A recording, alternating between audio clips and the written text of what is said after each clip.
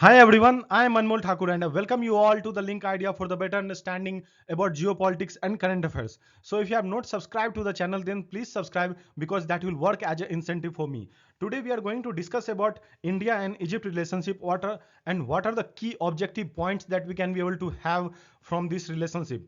And with this you can be able to see that India has invited the president of Egypt, who is Abdul Fattah al-Sisi, as the chief guest. And here one more 75 you can be able to observe, that is we are going to celebrate our anniversary also, our strategic relation anniversary, which is already established since 75 years. So in this map you can be able to see, here is our loving country India and the Egypt.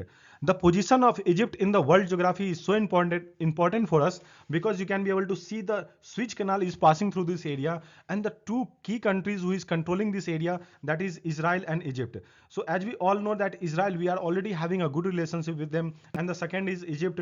So the second point is there, that Egypt is one of the key member of OIC, Organization of Islamic Cooperation, where India can raise its voice to counter Pakistan, because Pakistan propaganda is over there is so much that OIC members cannot be able to understand their myth, which they are hiding the reality in that. And here by Egypt we can be able to promote our narrative, India narrative, so that Pakistan can be able to counter over there.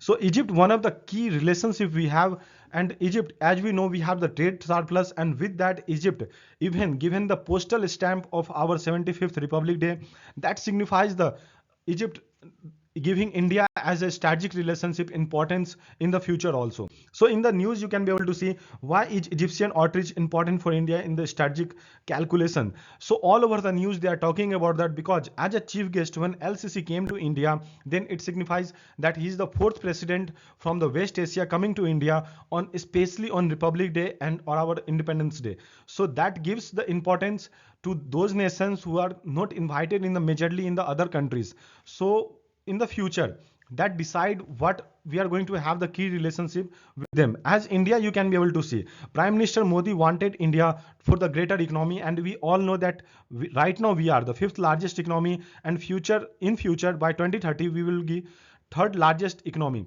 So that is one of the key point that Egypt gonna have benefit from us, because India as a huge market can be a gateway for the Egypt to explore the opportunities, and they are always investing in India. So for the greater FDI, it is good for India and Egypt, for the both of the countries.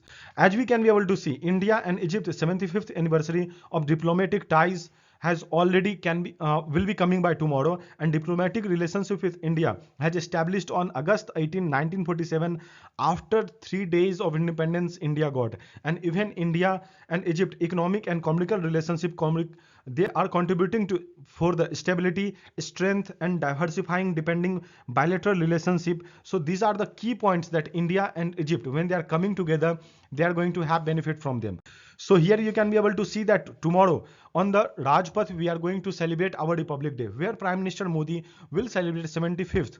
Even strategic ties with Egypt, and Egypt is going to give some breakthrough ideas over there. So tomorrow, by tomorrow, whatever the news will come, I'll update on this video, or in the comment box you can be able to see. So India and Egypt has a great history in ancient times, because Egypt began when the trade contacts between India and ancient civilization grew on the banks of river Nile, you all know, and the river Indus. So from Indus and the river line, as you can be able to remember the Mesopotamia time, when the trade goes from the Indus to Mesopotamia, this is the time of that when India and Egypt have the relationship. So you can be able to understand how long and the deep relationship it is. And under Nehru, especially Jawaharlal Nehru, 1955, Egypt General Abdel Nasir of India goes under to the non-aligned movement and supported the Egypt 1956 war, where Nehru stood for the support of Egypt to point threatening withdraw British Commonwealth. At that time, Nehru came in front of the wall and he said that I'm in the complete support of Egypt. So here you can be able to see after the war the peak of Jawaharlal Nehru and the ex-president of Egypt. With that, if you want to know about some more community between Egypt and India, here you can be able to see the god name, which is similar, like you can be able to see in the picture that Are and the Brahma picture, and the Brahma Khum and Daksha. Here you can be able to see the similarity with that. Atum and Shiva has the similarity. Same Mahesh Narsimha and even Ma Durga and Vishnu. You can be able to see the cultural similarity that India and Egypt has. Because when the cultural similarity come, then comes to the people contact. Because people to people contact is much more important in international relation.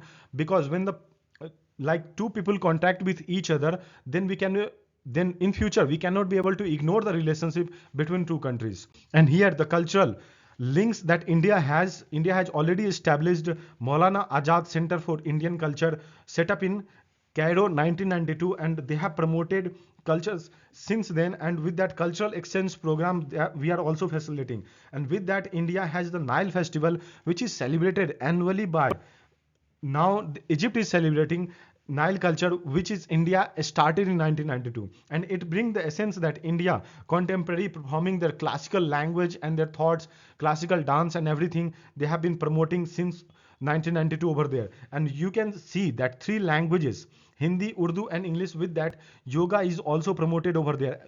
If we know that already in Saudi Arabia, they are thinking that 2% of the GDP will come from the yoga teachings, and they are thinking to have it by 2030. So you can understand that yoga importance in the Egypt also.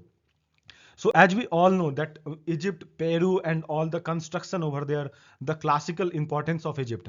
With that, India has also the old historical glory. So both of these countries, if going to have the good relationship in future, then you can be able to understand the cultural development and people to people development we are going to have. So guys, what do you think about this video? Please type in the comment box so that I can be able to come with the better ideas.